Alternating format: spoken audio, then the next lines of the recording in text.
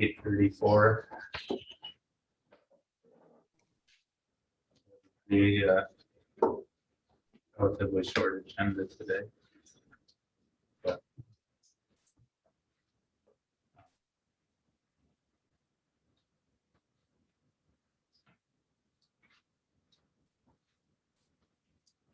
we'll start with the reading of our mission statement and then move into the agenda. Lewis County Economic Development, through its board, the IDA, and its brand Naturally Lewis, are championing the growth of a community where people want to live, work, build business, and play. We foster forward thinking and relationship building, connecting people, businesses, partnerships, and resources to effectively and efficiently grow our county.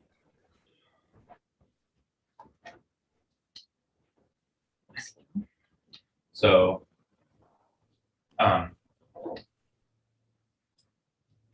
we had an audit committee meeting this morning with Liz Bush representing Bauer and Company, and to go over our annual audit. So I believe we're going to start with a review of that for the full board. So you should have the packet. Just a side note, I did have Andrew Smith listed on the agenda, and he did most of the communication, at least on the audit. We're still kind of living in the virtual audit world. So that does satisfy the IDA's requirement to change at least the lead on the audit every 5 years. And we have an additional procedure in place. So my partner, Lori Podvin's reviewing this audit as well. So she'll sign off on it. She's working on that currently. So we do the audit, and then we have another partner that reviews it independently, and then sign. Both sides. So. Great.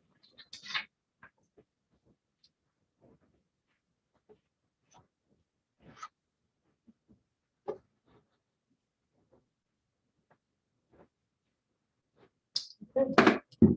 So if you want to turn to the page immediately following the table of contents, this is the independent auditor's report. And here we provide what management's responsibility is in the second paragraph, and management's responsible for the preparation and fair presentation of these financial statements in accordance with generally accepted accounting principles, or GAAP, as the acronym stands for. And also below that, we disclose what our responsibility is. Our responsibility is to express an opinion on these financial statements based on the audit. And then on the next page, on page 2, we provide an opinion on the audit. We issued an unmodified or clean opinion on the financial statements. That means that they're fairly presented in accordance with generally accepted accounting principles. And then below that, we disclose that there's required supplementary information because you're considered a governmental entity. We have a management's discussion and analysis that's included on pages 3 through 10. And what that is, it's management's opportunity to disclose any current activity, any notes about the future. So that's all disclosed with a condensed set of financial statement in pages 3 through 10. So one other note on the auditor's report, next year there will be a significant change in the presentation of the auditor's report. The opinion will be first, and so on and so forth. If you want to move to page 11, and that starts the set of financial statements. So here we have the statements of net position, and this is your balance sheet. And for the year, you ended the year with just slightly over $3 million in total assets. That's right in the middle of the page. And then that's compared to the previous year, which was about $3,030,000. So there's a very small decrease in total assets of about $24,000. So what took place during the year is under current assets, you saw an increase of about almost $400,000 in cash. And then below that, a couple lines down, we see a decrease in grants receivable of about 387,000. So all those receivables that were outstanding last year have been received this year. Those receivables primarily consisted of money from Empire State Development. And what that was for, about 250,000 was from the Lions Falls project and about 135,000 from a grant for the Climax building. And so all of that was received, and then, you know, everything else was very consistent with the previous year. Down below, under liabilities, you'll see total liabilities of 2,000 this year compared to 258,000 of the previous year. And the line of credit was paid off in 2021. So when we received that grant money that we just talked about, the money was used to pay off the line of credit, and that was all attributed to that Lions Falls project. And then directly below that, the difference between your assets and liabilities is your net position. So at the end of the year, you had just slightly over 3 million in the net position, and most of that was unrestricted. There was 2.4 million of unrestricted net position. And then also there is a restricted net position. We'll see a footnote on that, and that's for all of your restricted cash and receivables that are from the micro enterprise loan and the USDA RBEC loan. Over on page 12, we have your statement of revenues, expenses, and changes in net position, or, you know, similar to an income statement. So here we have total operating revenues of about 648,000 compared to 776,000 in the prior year. That's down about 16% or 127,000. The part of the change is due to rental revenue, and back in 2020, there was still money coming in from the rental revenue when you were at the old Climax building. And so that's significantly decreased in the current year. Agency fees have increased. This year you're at $314,000 compared to 230,000 last year. So you know, various projects in place, and you have those fees to correspond with a decrease in your operating grant revenue, and that operating grant revenue is the Empire State Development revenue for the Lions Falls project. Now down below under operating expenses, we have total operating expense of $416,000 compared to $576,000. It's about a 27% decrease or $160,000 decrease.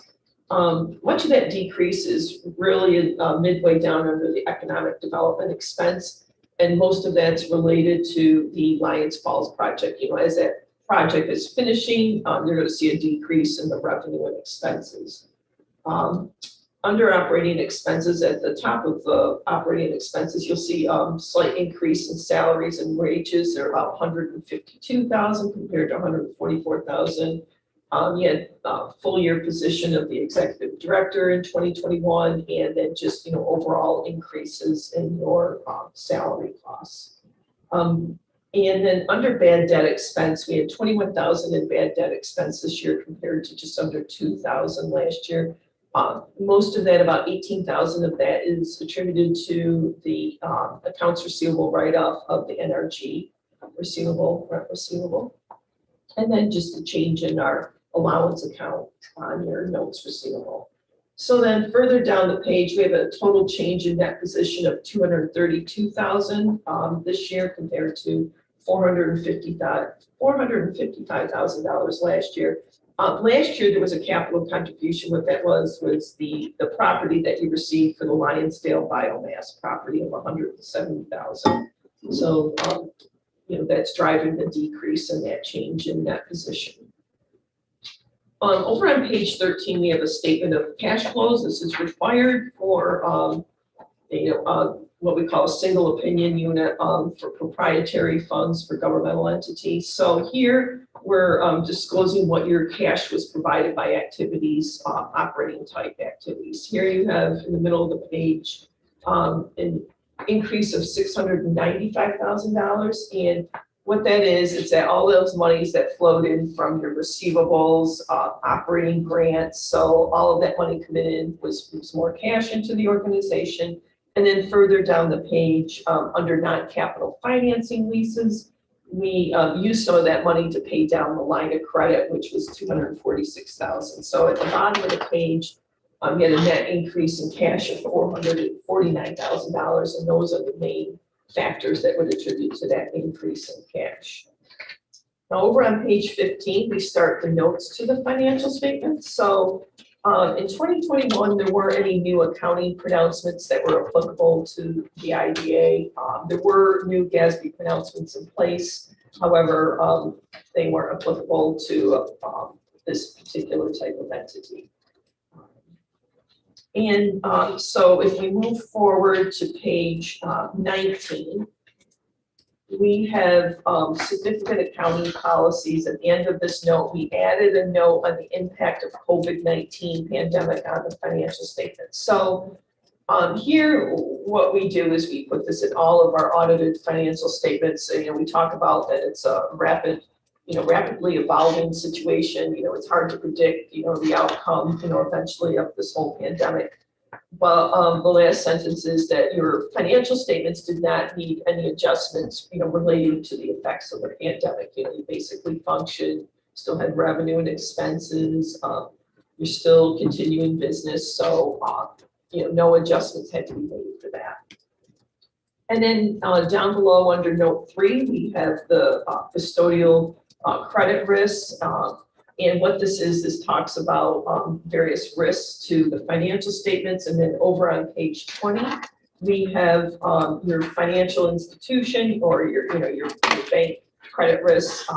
So what happens here is we disclose whether or not you have FDIC coverage and collateral, which the IDA does. You have your FDIC limits, and then you have collateral in place for all your bank accounts. So you don't have anything in that second column, which would be uncollateralized bank deposits. So that's a good position to be in. Over on page 6, we have the start of note 6, the loans receivable. And this is a lengthy note. Last year, management and the loan review committee did a lot of work in this area to make sure that you had policies in place and procedures on how you would go about writing off accounts if you needed to, or to set up an allowance and adjust that allowance. So your loans receivable are basically consisting of 3 components. The first, at the bottom of page 22, these are the unrestricted funds used to loan out to businesses, and that's about a $443,000 balance this year. And then you have a couple of other items. You have the micro enterprise loan, and that balance was about $14,000. And then continuing over on page 23, you still have some USDA RBEG money left in that revolving loan fund, and that was about $26,000 was still in your receivable. So down below on page 23, we have all of your various detail of all your notes and loans in place. You do have the $100,000 Black Moose Development LLC note mortgage, and beginning in May of 2022, you'll start receiving principal and interest payments unless you extend that again.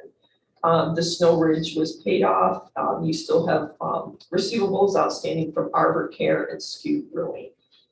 And then continuing on to page 24, we continue to list all of the details of all your various receivables outstanding. And that continues with Hand in Hand, Osceola, and Black River Valley Natural. So you can see all the balances. Your total loans receivable were $519,000. You have an allowance for your loan loss of about $34,000. And then your presentation on your balance sheet is between the current portion, which is about $54,000, and your long-term portion, which is $430,000. And then below that, we have the breakdown between restricted and non-current loans receivable. Continuing over on page 25, this is the area that the loan review committee and management spent a lot of time on your credit quality information. So what was, there was procedures and policies in place to address, what are these receivables? Where do they fall? Are they satisfactory, watch, some standard? And then we have all the details listed here. So following on page 26, we have the listing of your current year receivables. Most of them were in the satisfactory category, about 336,000. And then there were some in the watch category of 182,000, meaning that they're some months behind on their payments. And then we present the prior year directly below that. And then on the next following the last paragraph at the bottom, we have the aging of your loans receivable. So here we have your total loans gross were 519,000, and you had the maturities greater than 90 days were about 182,000, and then your current receivables were about 336,000. And then following over on page 27, we have your activity in your allowance account. So last year, your allowance account for doubtful accounts was 30,000. We did make a slight increase this year, and so that allowance is now 34,000. Directly below that is the note 7, the line of credit. So here we disclose what your balance is on your line of credit. That was paid in full in the current year, so that balance was 0 this year. And it was $246,000 in the previous year. Following on page 28, here's the more detail of that restricted net position I was talking about a few minutes ago. And so what this consists of your cash accounts and any balances on your various receivables. So some of your restricted net position is for the Economic Development Fund, and then some of it is for the micro enterprise, that's about 84,000, and then your rural business enterprise loan fund is 94,000. Again, balances in your receivables and your cash. Note 10, contract revenue. We just disclosed what your contract revenue is from the county. That was 190,000 in 2021, and 2,000 from LCDC, Lewis County Development Corp. Operating grant revenue in note 11, this was the grant revenue for the Lions Falls project, and that was 97,000 in the current year compared to 252,000 in the previous year. And on the following page, on page 29, we have other grant revenue, and these are for your restricted funds. These are for your USDA rural development, and your micro enterprise loan funds, and there were no new no new revenue streams coming in for those items this year. And then over on page 30, which is the next page, it's your independent auditors report. This is your independent auditors report on internal control and financial reporting and compliance. So this is the report that we call the Yellow Book report, and this is not an opinion report. This is the report where we disclose whether or not you had any significant deficiencies or material weaknesses in internal controls, and whether or not you had any significant compliance deficiencies, which I'm pleased to report you did not have any significant deficiencies or material weaknesses to report in accordance with government auditing standards. And then following on the next page, on page 31, is just a continuation of this report, and that discusses about compliance matters. And then following that is the last letter that's in this report.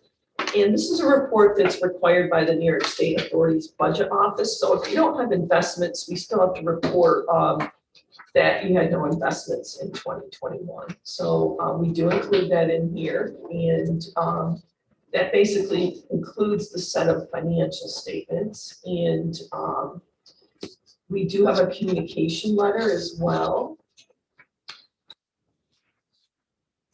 So here's the communication letter that we issue with the audit. So with the audit, we provide a letter, and we disclose here whether we had any significant audit matters to report. And that would be if we had new accounting announcements or new accounting policies that were adopted, which there were not. And then on the second page, we disclose whether or not there were any difficulties encountered in performing the audit with, management, or any disagreements with management over accounting transactions. And again, pleased to report we did not have any such disagreements or difficulties. And then we would also include here corrected and uncorrected misstatements. These would be significant accounting entries that we had to make during the audit, which we did not have any significant audit adjustments. We had about 5 adjusting entries, but they were not material in nature. They were just basically to reclass items where they should be. Overall, very good set of communication letter, no significant deficiencies or material weaknesses, nor were there any compliance issues. And then again, you had a clean, unmodified opinion on the financial statements. So, great job by, everyone, in the IDA, the board, management. Cheyenne did a great job this year, trying to make sure everything went as smooth as possible. Questions? Thank you, Liz. Is there any questions? Liz already brought this up, but it's worth noting, the work that Cheyenne's done on this, and the smoothness of the process now compared to when you joined us. It's really a testament to all the work, not just on the audit, but throughout the whole year, to make sure that everything is set up properly for the audit. So, thank you for that. Well, Cheyenne's always in constant communication with us, and Brittany as well. I mean, if there's a new matter, they'll reach out to us and we'll discuss it and make sure that they have, everything they need from an accounting perspective to make sure it's recorded correctly. And so that helps a lot.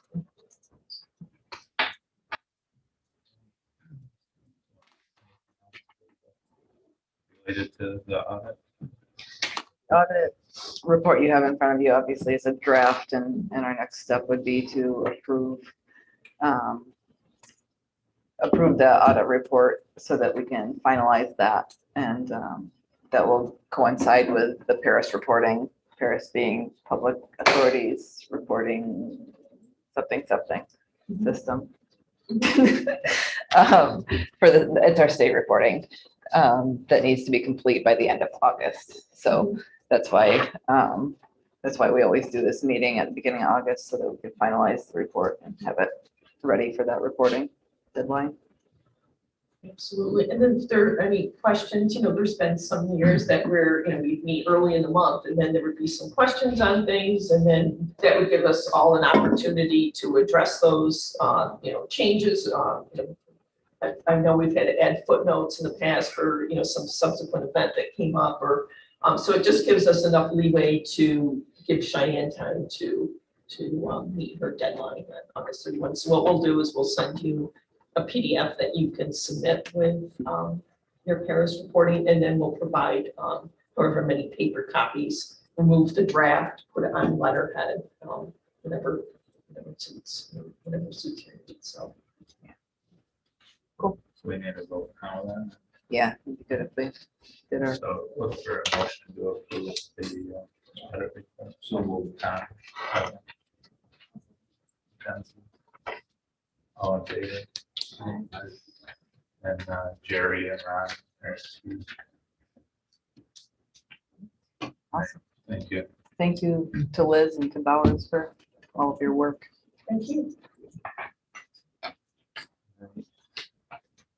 So moving into the rest of the agenda, everyone have a chance to review the July meeting minutes that were sent out. Motion to approve. Goggins, second. Darlene, all in favor? Aye. Motion carries. June financial reports. Yeah, we didn't have a finance committee meeting this month, but I did send the financial reports out to the committee for review and then any comment anybody might have. June was actually a pretty quiet month in terms of financials. We did all of our spending at the end of May for the budget year.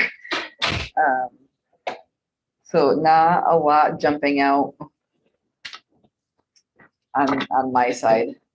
Goggin had a couple questions on expenditures that were legitimate. You will see on our balance sheet, we've got our accounts receivable down to 0, which is a nice place to be. We're collecting on everything. All of our loans they won't show on this report, but all of our loans are current as of today's date. So we're really in great shape. And like I said, probably before a couple of you got here, we're really poised to take on a big project or a couple small projects or something. And we've got a strategic meeting following this meeting that we'll continue to think about that. And even with Brittany out, things are flowing smoothly and we're in good shape to think about diving into things. Anybody have questions on financials? I know I didn't go into any detail on anything, but it really was pretty quiet.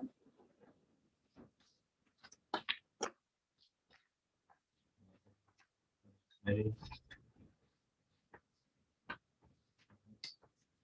Motion to approve the June financials. Second. Tom. All in favor? Aye. Motion carries. All right, next on the agenda is the Martinsburg solar project. Just a reminder, we approved moving forward with public comment and such a month or so ago. Yes. We held the public hearing on July 6th. I was the only one there. No one even joined me via Zoom. So we had no public comment on the matter. Actually, I'm yeah. involved in this, I'm going to step out. Thanks, Tom. Yeah, so Chris Canada is on Zoom for us. He's our representation on this matter. Chris, we just wanted to make sure that we note it correctly in the minutes. Tom Gillette has stepped out of the room. Should we consider him absent for any resolutions that we go forward with? I think you should know that he Oh, recused just a himself. second, you're muted, I think. Oh, Or we're just really quiet on our end. Can you try again? can you hear me now? Yeah. Yep. Sorry about that. I would have it noted in the minutes that he recused himself and left the room. Okay, And I think that from a conflict perspective, that covers you. okay, great. Okay.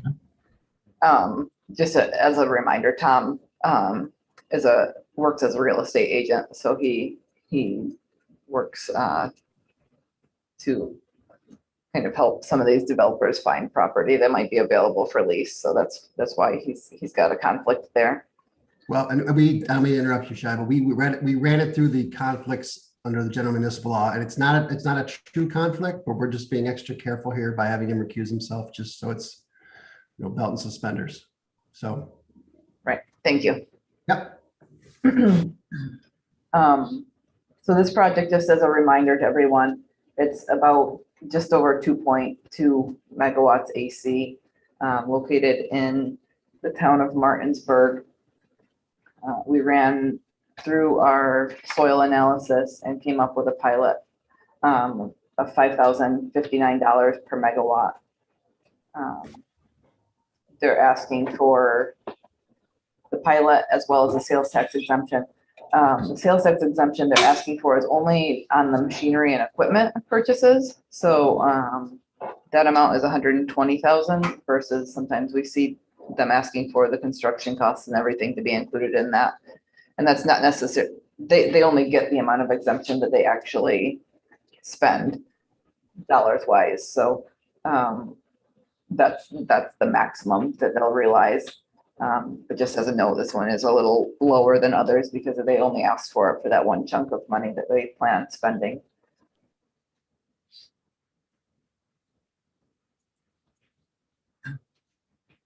But again, with the pilot process and the document that we don't have in front of us, but we have in our files from Brittany and Cheyenne of that long table timeline. So with the public hearing complete and no comment, then the next request that we think moving forward would be these seeker, which is the environmental review, which is performed by, was it the town or county in this case? The town. The town. So we have the document that they approved, but then we approve that the review and that's been approved by. Yeah, it's a piggyback, for lack of a better term. You piggyback off the determination by the town planning board. Correct. And then the resolution to execute the agreement, right? Yes. Correct. That's the approving resolution. Yeah, and these do require a roll call vote. So we Correct. don't And necessarily. sorry, the seeker resolution should be adopted first. So the order would be seeker resolution considered and then approving resolution. Right. Are there any other questions on this project? So with that, was there anything else, Cheyenne? That's it, unless anybody has questions about the project. All right, well then we would look for a motion for the seat to approve the seeker resolution based on the town's findings. Darlene made the motion, second. Gagan, any discussion? Roll call. Yeah, so roll call, Mackenzie, Yes. Gagan, Darlene, Yes. Joe is a yes, and we have 3 excuse, Jerry, Ron, Tom. We're calling Tom Or recused. yeah, sorry, recused. Jerry and Ron are excused from the meeting, Tom is recused from this vote. All right, now for the Approving resolution. approving resolution, which is to move forward with the pilot process. Motion. Gagan, second. Darlene, any discussion? Mackenzie, Yes. Gagan, Darlene, Joe, yes.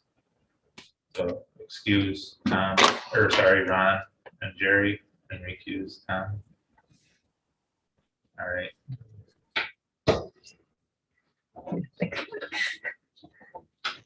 Just not for a while. great. So with that wraps up the portion of the agenda where we had, in terms of items for votes. Chris, was there anything else on your end? Now that these resolutions have been adopted, we'll get cracking on the draft documents and send them around to the attorneys and parties. The only other thing was WIN number 3 project. Joe wanted me to tell you folks that he's in process and hoping to get documents out by the end of the week, materials rather, by the end of the week. Unfortunately, his mother's been sick all of a sudden, so he's been dealing with that, but just rest assured that that one is in process. And that's all I have. Thank you. Okay, have a great day, guys.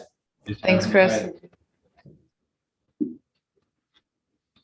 Yeah, actually, piggybacking on the number 3 comment, there was supposed to be a ribbon cutting yesterday for the number 3 project, but that got postponed because of the drama in Albany right now. I'm expecting that it will get rescheduled. If any of the board members would like to accompany me to that, I just, NYSERD is making us do background checks. So if you'd like to, let me know sooner than later, and we can make sure you're a suitable fit to go to a ribbon cut. Background checks. Everyone? Anybody who wants to go. Oh. Yeah, I had to have a background check and I made it. So, Fingerprints and all, or? no, they just needed my full middle name and maiden name and yeah. Interesting. So you don't have a date for the reschedule? No, I don't. Not yet. Is the governor going to be there? Well, that's what I wondered. He wasn't on any of the stuff, and even the lieutenant governor sometimes would show up for something like that, but she wasn't on the agenda anyway. All right, so director's report was shared in advance. Yes, and just to note one error, I wrote that the CDBG micro enterprise grant, we did that first round starting in 2018. I think we applied of $200,000 that we're still kind of wrapping up the loose ends on. And we were awarded another round of 200,000 for 2021. That was applied through the IDA. I mistyped and said LCDC in the report. This is why we let Brittany do this report.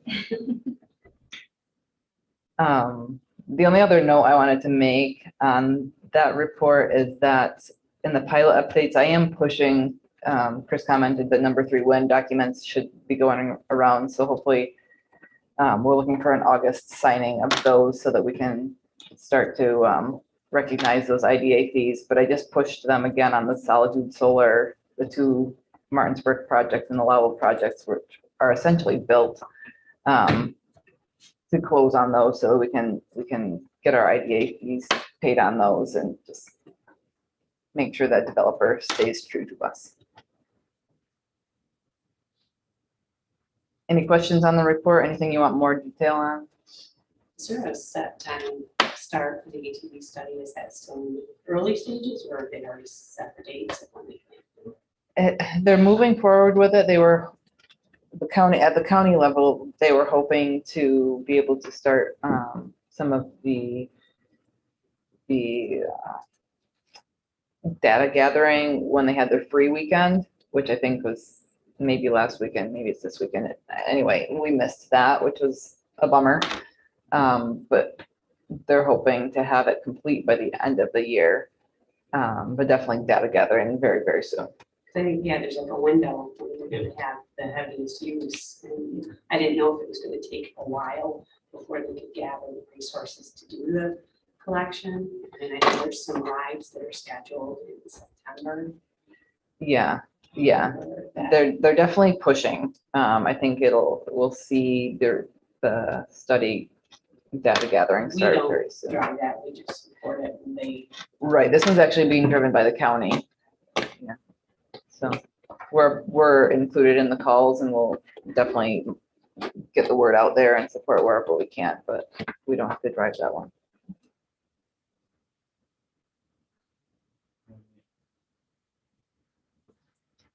Okay, we can move on. So just an update, did you have a further update on the, or Jenna, did you? I have just a quick update on that for everybody. We have been moving forward with it. We are in the final stage of the contract. Kevin looked that over for us. So in this month, we should have contract signed and partners officially established. We have had 6 people fill out our survey officially. So we've been working with them right along. We just had one more fill it out this morning. So those are kind of our guinea pigs through the process to kind of make sure we're not missing anything big. But once the contracts are signed, we can really start moving forward with supplying the services and programs to those individuals in marketing the program. So I did want to give you just a sneak peek of our website for this page. We did contract out with Amanda Drake with Rapids and Rivers to do a logo for this program. So we will have some printed collateral as well. But this will be up on our website soon, once we kind of have that contract finalized. So I just wanted to go through this quick. Basically, this will be a landing page for anybody that searches starting a business in Lewis County. This is where we want to kind of draw them in and show them that we have some programs and services they can take advantage of while doing business here. A couple of examples of people doing business here already, so they can kind of look at what are people doing well, what are the small business spotlights that we have on here. We've been continuing to do, and Kaylee has done a couple for us. I think we asked a question in there, what is your advice to people looking to start a business in Lewis County? So I took a quote from Red Barn Meats that I thought was appropriate and linked in the small business spotlights there. And then this describes kind of the process for people. So we have a link right to the survey, which kind of launches people into the program. That triggers us to reach out to them once we have some initial information and set up those milestones for them. So the first 5 people that have been through the program, 4 of those, we have reached out to the SBDC to get them started on a business plan. That's where we're seeing the biggest lack right now. And then the second most needed resource is business structure. So we're actually doing a webinar with Kevin next week to do a recorded session on why you should have a DBA, an LLC, et cetera, et cetera. So that way we have some resources that we can send to people and not necessarily have one-on-one consultations for those conversations that are to be had over and over. So trying to streamline that approach more and more as we go through. Jenna, do you plan to have that recorded and available at Yeah. a later point? Yeah, and we've actually talked to a couple other partners to have some more recorded Yeah. information. I hesitate a little bit on that just because we do want to make it personal for these people. We don't want to just say, watch this video. Like, we do want to connect them with our partners, but if it is something like this where the information is available, we can send them a couple minute video to watch to see where they fit in. And then if they have additional questions, we can connect them with the appropriate partner. So we are looking to have a few more of those lined up as we move things along as well. And then the incentives portion, I need to highlight this a little bit more in here. I'm kind of treading lightly because I don't want to say like free money is available. So right now it's very subtle in there. As we move forward, we'll figure out a way to word it appropriately. But the way I have it written is as you hit the milestones, you will be, what do I say? You'll have incentives available to you as you hit those milestones. So it's not right away that you're getting these free programs and services, if that makes sense.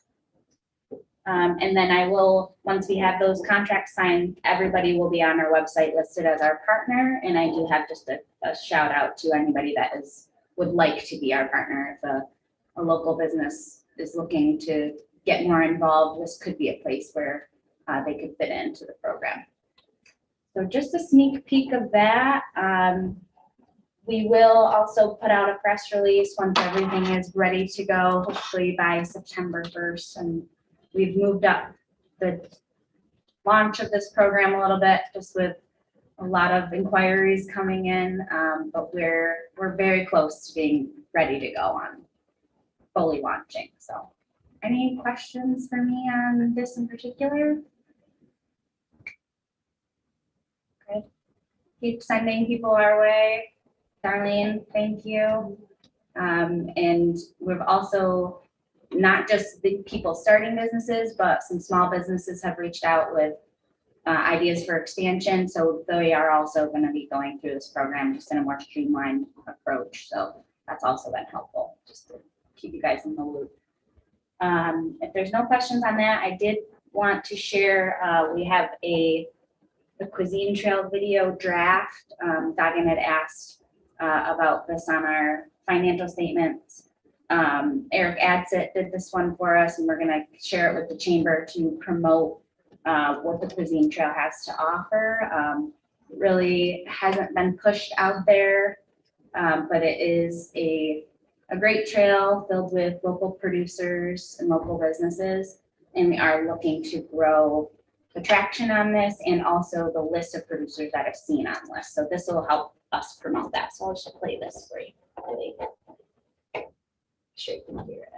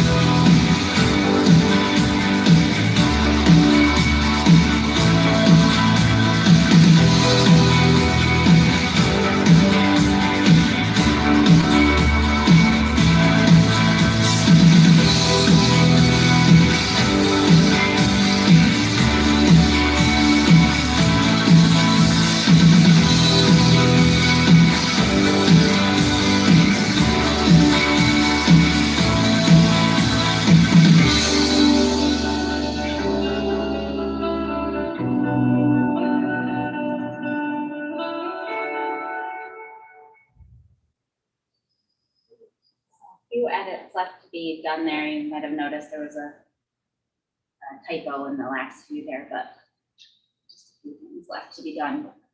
Did you use the Pennsylvania dashes? Yeah, That, yeah. okay, I Those wasn't sure are if that's what you were referring to. The last few edit, any feedback from that? Any changes you guys would like to see? Or? Should skewed brewing be part of that? That kind of a cuisine, I guess. So we have a long list of people that, there's a lot of requirements with the cuisine trail. I have to be so close to each other in a circle. Okay.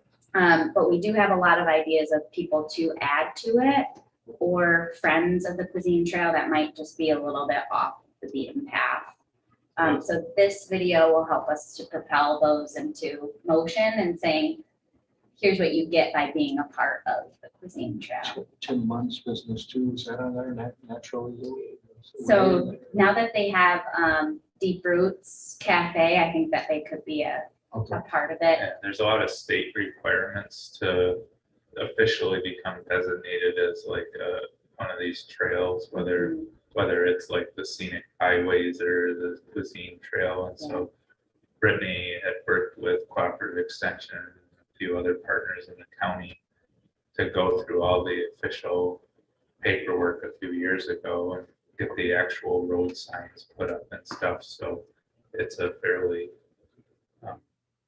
detailed process. I just think of them as already working Yeah, on other yeah. projects. Yeah. No, it's great. And then, and there, there's even like, how do you expand it? Because as Jenna said, there's like certain requirements of how, the proximity of the route. The route was really specifically designed to meet the state's requirements for all of this stuff. So, no, there's a lot of opportunities and some, but I mean, I think this goes back to 2017 or 2018, probably.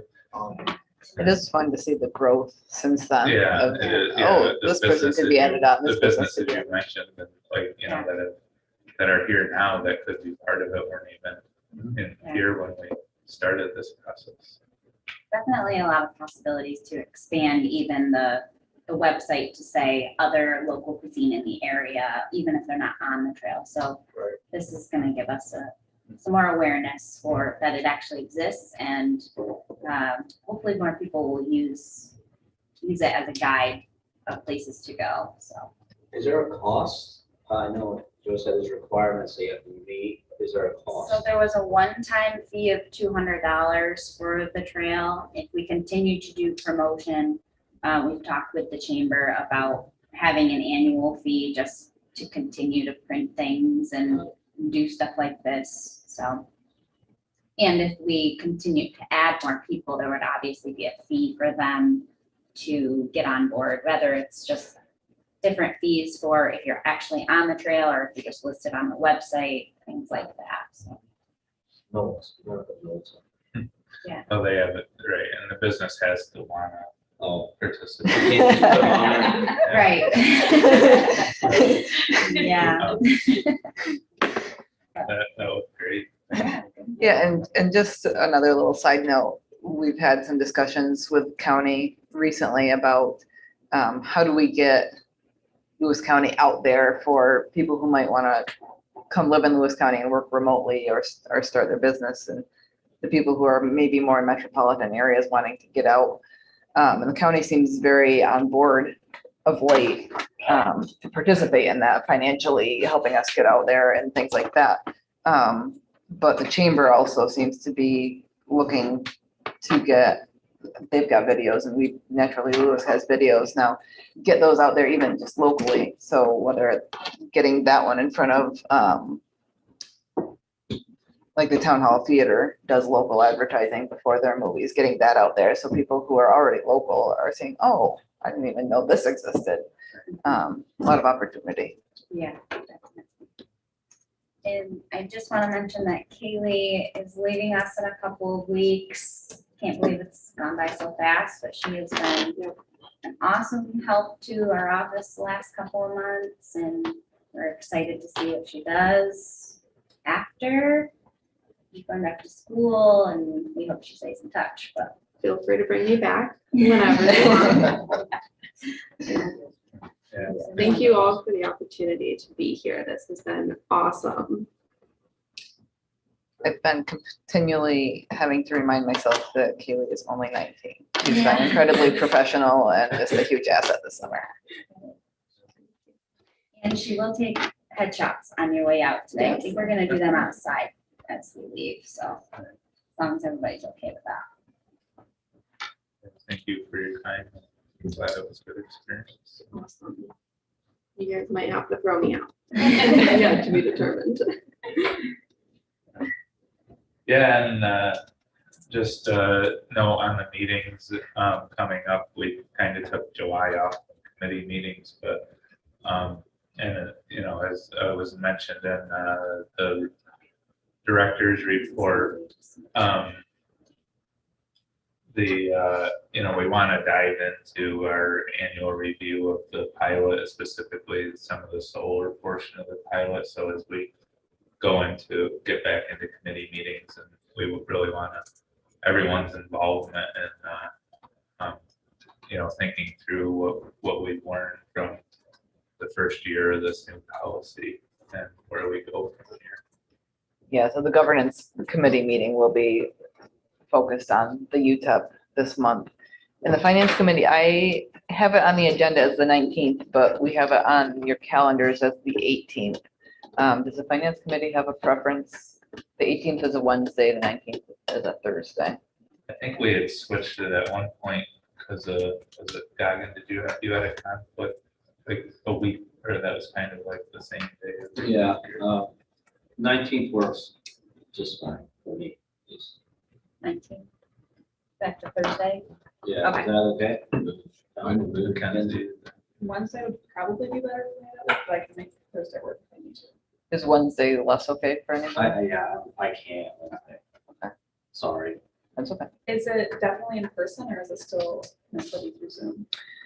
We could do that one either way. And that one, just trying to think what might be on the agenda for that one. That can be let's tentatively put it on the schedule and we could zoom you in for sure.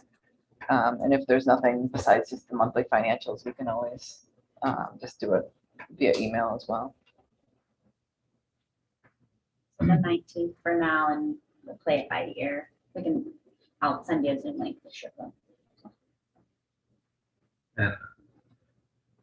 Yeah, so, and I guess Kevin brought up the deep roots or there. So Friday night, I attended their grand opening, kind of where the IDA had, I guess, in the so they had a soft open the middle of last week and kind of had a little grand opening that Friday night. Are open Wednesday through Sundays, 8 to 4, I think it was, but it's exciting to see. It's another offshoot with the Black River Valley Naturals of providing some, focusing on some local products and some of their products and some of the fresh produce from the food hub. And as much as I like Marino's Pizza, which is right next door, some healthier breakfast and lunch options for a quick meal there on the go. So. Yeah, I took the kids Wednesday morning because I was committed to a chamber thing for Food Truck Friday, and it's a neat little stop. It's a good asset for Lions Falls. My office is right next door, so we're very excited about it because the traffic is considerably more. Yeah, cool. All right, anything else for the order? Do you have a motion to adjourn? Yes. Goggin, second. Mackenzie, all in favor? Aye. All right, thank you, everyone.